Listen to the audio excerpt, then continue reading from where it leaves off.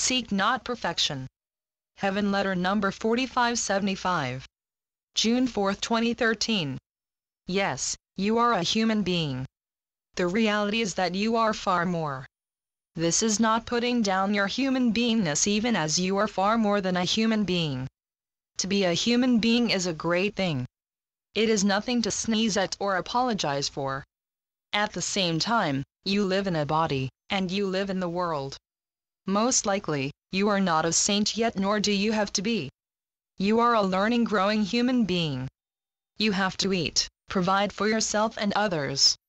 You swim in a sea, or you forage in a forest. Admittedly, your body has its limits. Your soul does not. We are talking about you now as a vibrant human being. I ask you to expect all good from your humanness at the same time as I say not to ask too much of yourself on any given day.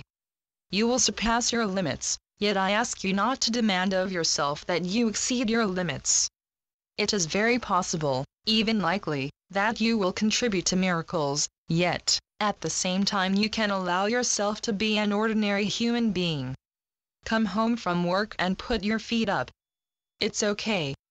Come home, and recline with me. Be at ease. You don't have to push yourself. You are where you are without working hard at it. You don't have to prove yourself to me. I already approve of you. I love you. Be as amenable with yourself as I am with you. I don't ask you to be a taskmaster. I ask you to live in the world and to enjoy your time while it exists on earth. In heaven, there is only timelessness. You live in two worlds. Dear ones, do not split yourself apart. Do not pound your life on earth into the ground. It's okay to be a perfectly ordinary human being. While you live on earth, you live on earth as a human being. As a human being, you do not live in heaven, full time, that is. You are a time traveler, yes.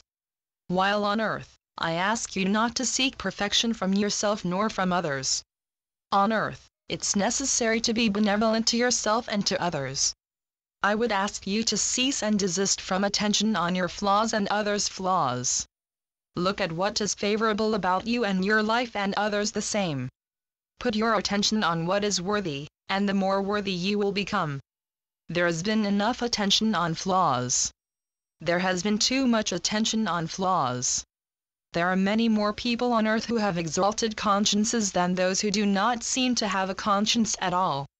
Conscience is a good thing, and yet, if your conscience is exceedingly strong, you may make life exceedingly difficult and too often make your life a life of regret. I don't want you to lead a life of regret. You want to let up a little. If your conscience were a car, you tend to press your foot to the gas pedal and go too fast. There is no need for you to badger yourself. It is good if your conscience does not overdo itself.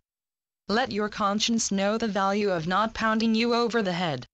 Like yourself more than you find fault with yourself. This is not the same as being laissez-faire. Your conscience doesn't want to beat up on you. You don't want your conscience to do a number on you. Lower its volume. Have your conscience remind you of all the good you do. You may well be one who has had enough conscience and now requires a booster instead. Both conscience and booster come from you, beloveds. www.heavenletters.org